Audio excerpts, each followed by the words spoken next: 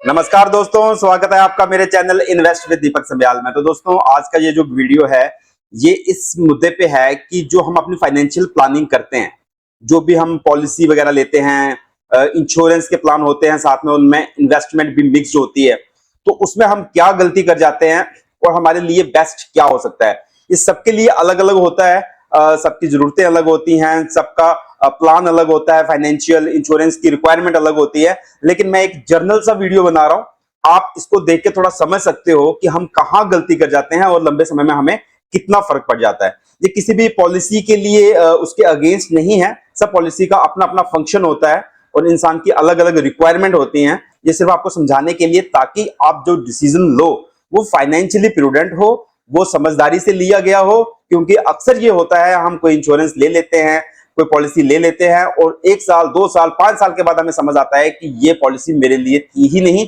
जहां मैंने गलत डिसीजन ले लिया। तो बढ़ते हैं अपने वीडियो में। तो दोस्तों, ये मैंने 2 कॉलम बना रखे हैं। पहला हमने बनाया है ग्रिप प्लान का। ग्रिप मतलब गारंटेड रिटर्न इंश्योरेंस प्लान। एक इंसान जो चाहता है कि मुझे गारंटेड रिटर्न मिले और साथ में इंश्योरेंस भी मिले, तो ये एक पॉलिसी है, उसका मैंने एक बना रखा है टेबल। ग्रिप प्लान में क्या है इसमें कि अगर एक इंसान 1 लाख रुपया 12 साल के लिए देता रहता है, तो टोटल 25 साल के बाद, मतलब इस 12 साल के बाद 13 साल और ऐड होंगे, टोटल 25 साल के बाद उसको गारंटेड 40 लाख मिलेंगे। और इस बीच में पॉलिसी लेते ही अगर उसको कुछ हो जाता है तो उसका इंश्योरेंस 15 लाख का होगा। तो 25 साल में उसको गारंटेड 40 लाख मिल रहे हैं और इंश्योरेंस उसका 15 लाख का है।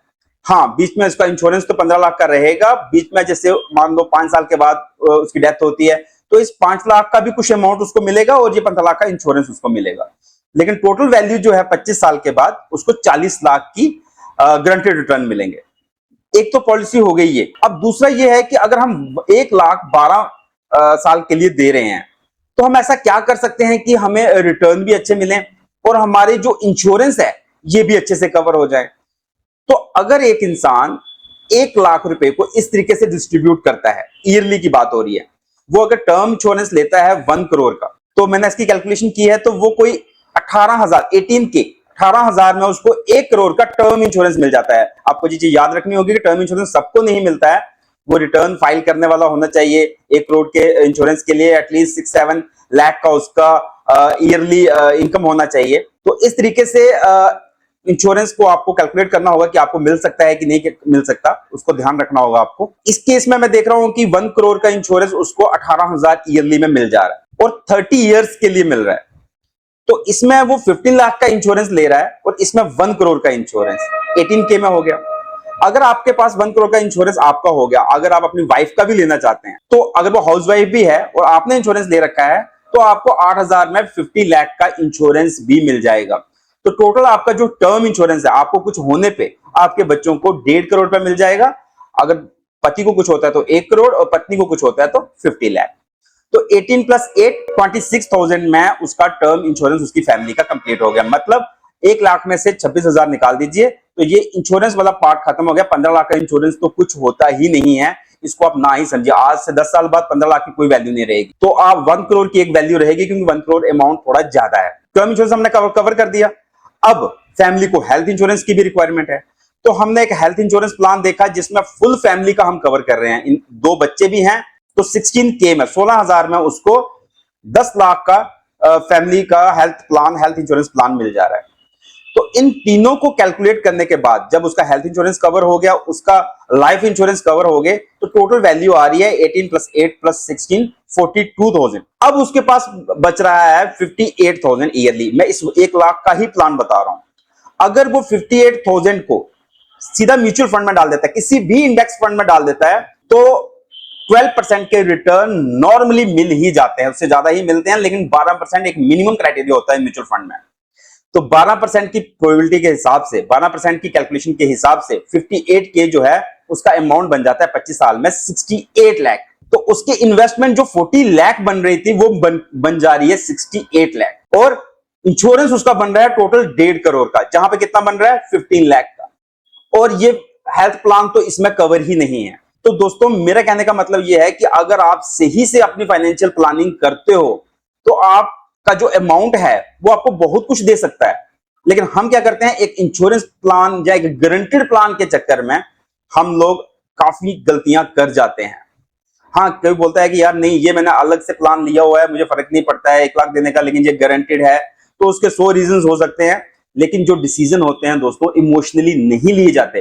फाइनेंशियल डिसीजन लेने के लिए 2 बातों का आपको ध्यान रखना है।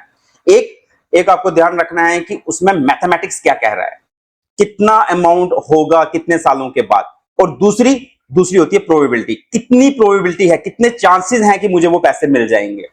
जो फिक्स्ड रिटर्न या गारंटेड रिटर्न के चक्कर में रहते हैं दोस्तों, उसमें प्रॉब्लम हो जाती है, उनको लंबे समय में काफी नुकसान हो जाता है। ये जो गारंटेड प्लान होते हैं ये कवर करते हैं हमारी जो नॉर्मल इन्फ्लेशन है, जो 4%, 5% या 6% तक रहती है, जो फूड इन्फ्लेशन है, जो आपकी एजुकेशन इन्फ्लेशन और मेडिकल इन्फ्लेशन है, जो 12 से 14% के बीच में रहती है, कई बार उससे भी ज्यादा होती है, तो वो इस गारंटेड रिटर्न में कवर नहीं होंगे। आप इन्वेस्टमेंट करने के बाद भी आप बोलोगे कि मैं आज भी गरीब था और इन्वेस्टमेंट करने के बाद भी मैं गरीब रहा, क्योंकि आपका डिसीजन गलत था। आप फिक्स्ड इनकम के चक्कर में डिसीजन गलत लिए बैठे। तो अब इसकी हम कैलकुलेशन भी कर लेते हैं, जो मैंने ये बनाया है, तो कैसे ये कैलकुलेशन रही है। तो कैलकुलेशन इसकी इस तरीके से आती है। मैंने आपको बताया था कि 58,000 आपका बच रहा है जो आप इन्वेस्ट करोगे। तो अगर आप ईयरली 58,000 12% पे कैलकुलेट करते हो, आफ्टर 12 ईयर्स आपकी वैल्यू बन जाती है 15,67,000। और 15,67,000 को अगर हम 12% पे और अगले 13 साल, क्योंकि 25 साल की उसकी पॉलिसी है, क्योंकि उसके बाद तो उसको पैसे जमा करने नहीं है, तो आफ्टर 13 ईयर्स आपकी वैल्यू, टोटल वैल्यू बन जाती है 68 लाख। अगर ये आपके रिटर्न 14% के हिसाब से होते हैं, जो कोई बड़ी बात नहीं है, कोई अगर म्यूचुअल फंड अच्छा है, वो 14-15% के ईयरली रिटर्न दे रहा है, वो मिलते भी हैं, तो उसमें अगर हम 14% पे कैलकुलेशन करते हैं तो एक बार चेक कर लेते हैं इसकी कितनी वैल्यू हो जाएगी। इधर हो जाएगा इसका 18,03,000, और 18,03,000 को 14% पे अगले 13 साल के लिए उसकी वैल्यू बन जाती है 88 लाख। ये फिजिबल है, ये पॉसिबल है। बहुत सारी स्कीम्स हैं जिन्होंने 20 साल से मोर देन 15% के रिटर्न दिए हैं, 16-18% के रिटर्न दिए हैं। तो अगर हम मिनिमम कैलकुलेशन करते हैं 12% पे, तब भी हमारी वैल्यू जो है 68 लाख बन जाती है, और 14% पे 88 लाख बन जाती है, जो हमें गारंटीड 40 लाख बोला जा रहा है उससे कहीं ज्यादा। और साथ में हमें क्या क्या मिल रहा है, साथ में हमें मिल रहा है इंश्योरेंस, टर्म इंश्योरेंस, हमें कुछ हो जाए तो वाइफ हो, 1.5 करोड़ का इंश्योरेंस बच्चों के लिए हो गया। ये 15 लाख इनफ नहीं रहेंगे। उसके बाद आपका हेल्थ इंश्योरेंस, अगर कुछ हो जाता है तो 10 लाख की पॉलिसी आपको 16K में मिल जाती है फुल फैमिली की। तो दोस्तों सोचिए इस बारे में, डिसीजन इमोशनल नहीं होते हैं, फाइनेंशियल प्लानिंग कीजिए, फाइनेंशियल डिसीजन लीजिए। इसमें अगर आपको लग रहा है कि मैं कुछ चीज छोड़ रहा हूं या मैंने कुछ चीज गलत बोली है, तो आप जरूर कमेंट कीजिए, मैं उसका रिप्लाई करूंगा। अगर मेरी गलती होगी तो मैं उसको एडमिट करूंगा, और फिर से मैं उसके ऊपर वीडियो बना के आपको बता दूंगा कि क्या आप सही कह रहे हैं या मैं सही कह रहा हूं। आजकल तो एआई का जमाना है। आप एआई में आप कभी अपने चैट जीपीटी को पूछिए कि अगर मेरा 1 लाख का प्लान बनाइए, तो आपको ये सारी चीजें उसमें मिल जाएंगी। बट बात यही है कि हमें फाइनेंशियली इमोशनल डिसीजन नहीं लेने हैं कि नहीं यार, अगर आपको सरेंडर करने की बात आ जाए कि यार अगर मैं सरेंडर करता हूं तो मेरा 2 लाख का या 3 लाख का या 4 लाख का नुकसान हो रहा है, लेकिन आप अगले 25 साल तक फिर नुकसान झेलोगे। एक एग्जाम्पल देता हूं, मान लो आपने अगर 3 पॉलिसी दे दी है, 3 लाख रुपए आपने दे दिया है, 3 लाख के हिसाब से मैंने कैलकुलेशन किया है कि यहाँ पे आपको 3 लाख रुपए आपने पे कर दिया है, आपको अगर सरेंडर करते हो तो 1,12,000 रुपए मिलता है, मतलब आपको 2 लाख के आसपास का नुकसान हो गया। अब अगर 1,12,000 रुपए पे हम कैलकुलेशन करते हैं कि ठीक है आपको 1,12,000 रुपए मिल गया, आपने उसको लमसम करके 1,12,000 आपने 1,12,000 को निकाला, और उसको 12% पे ही, ज्यादा नहीं कर रहा मैं कैलकुलेशन, सिर्फ 12% पे ही अगले कितने 3 साल हुए हैं, तो 22 ईयर्स बचे हैं। 22 ईयर्स के लिए जो आपने सरेंडर किया, 1,12,000 आया, आपने उसको इन्वेस्ट कर दिया अगले 22 ईयर्स के लिए म्यूचुअल फंड में, और मैं 12% पे कैलकुलेशन कर रहा हूं।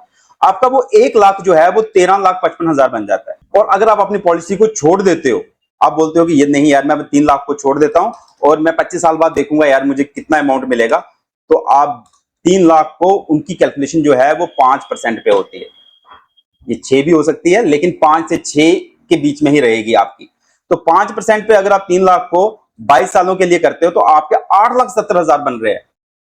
मतलब रिडीम किए हुए या सरेंडर किए हुए तब भी फायदेमंद रहेंगे। दोस्तों जब भी लंबे समय के लिए कैलकुलेशन करनी है तो जरूर अपना लमसम कैलकुलेटर, एसआईपी कैलकुलेटर, इसको यूज कीजिए।